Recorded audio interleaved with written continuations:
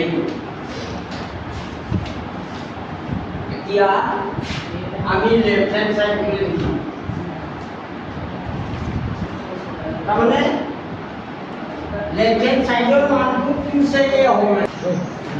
cos a 1 plus sin a plus 1 plus sin a by cos a এটি যোগ করা দুটা ভগ্নাংশ এইটো ভগ্নাংশ এইটো ভগ্নাংশ যোগ কৰিব লাগিলে আমি কি কৰিব লাগিব তুলনাৰ লসাগু লিখিব লাগিব 1 plus sin a আৰু লসাগু গতিকে তুমি লিখা 1 plus sin a whole into cos a sin a whole square এনেকুৱা হ'ব এইটো এক প্লাস বি হোল স্কয়ার ভাঙি দিবা এইখিনি এক প্লাস বি হোল স্কয়ার ফর্মুলাটো ভাঙিলে কি হ'ব তোমা cos square a plus a plus B whole square মানে আমার ফর্মুলা কি আছিল স্কয়ার 1 স্কয়ার মানে 1 এ লিখি দিলো আৰু তলত এইখিনি লিখি পাও 1 plus sin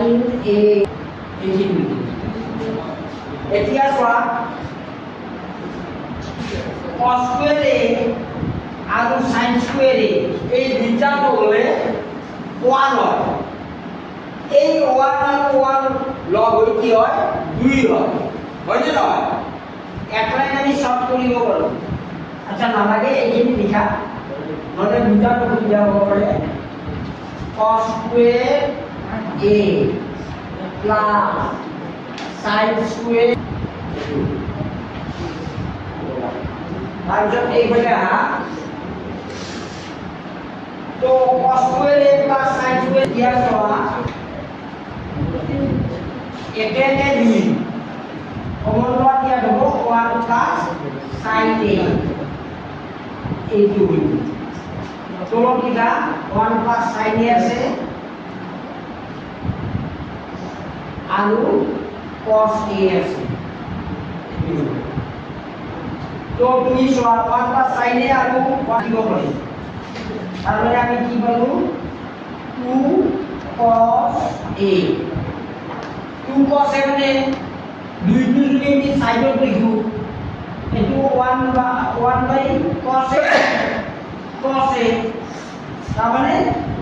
1 by cos a মানে কি sec a এখানে হইল 2 sec a পাই গলি